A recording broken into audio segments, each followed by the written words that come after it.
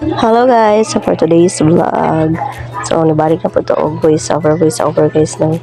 So since uninterrupted tayo this month guys no, so this month of May, and also wala na klase ang mga bata, wala na klase akong palanggi, and then timing po kay, so padulong kasi Semana Santa, so wala trabaho po ako ang sister, so we're decided na mag-uli and then dito sa Tiboli or dito sa Muang province sa bukid na mo mag-celebrate of Semana Santa.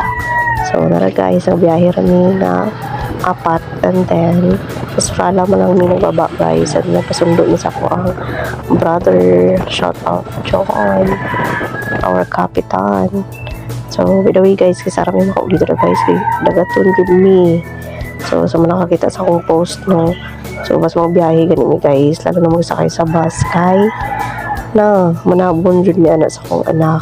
So nara guys, niabot na mi tama-tama pag-abot na mo dito guys kay dom na, so naisimba na dito na pud mi guys, so nagsimba pud mi. So ayan guys, so kasanayan na siya guys no, dira sa mga lugar kay nag-celebrate jud mi og sa Semana Santa, and also my father is a lake operator, so munang required yun siya guys na mag-attend to.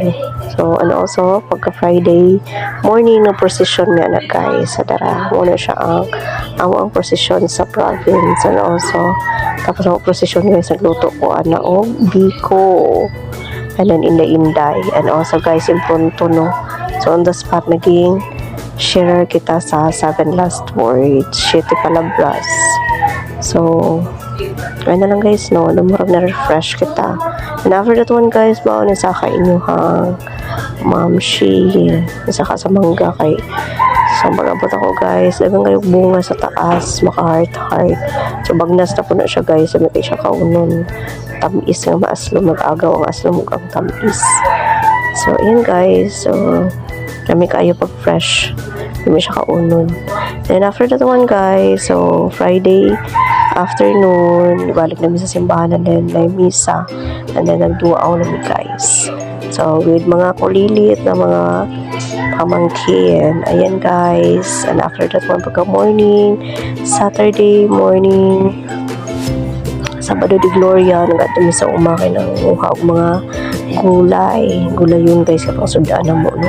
So rahiragyo ko sa bukid ka guys no, kay may makaat ng mga fresh talong, talong, sitaw, and then kalamansi guys. So kita po din na may tubo, so ano ba si berber o shout out sa akong mamangkin o cutie kaayo, si Bida Mulag, dara guys, so fresh from the farm.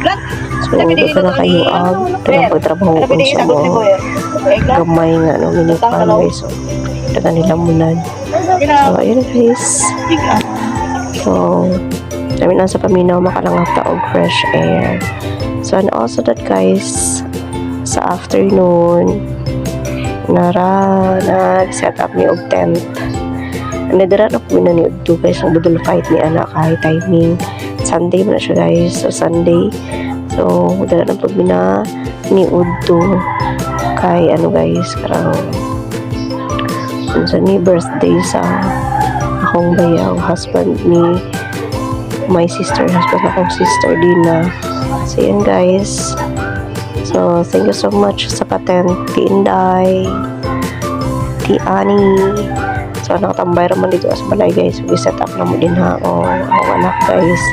So first time yung nakakaon ng tubo guys, so diba nagkuha po na guys sa mga dalauno na to sa Pajensan. Kanami lang sa view yan. Thank you for watching.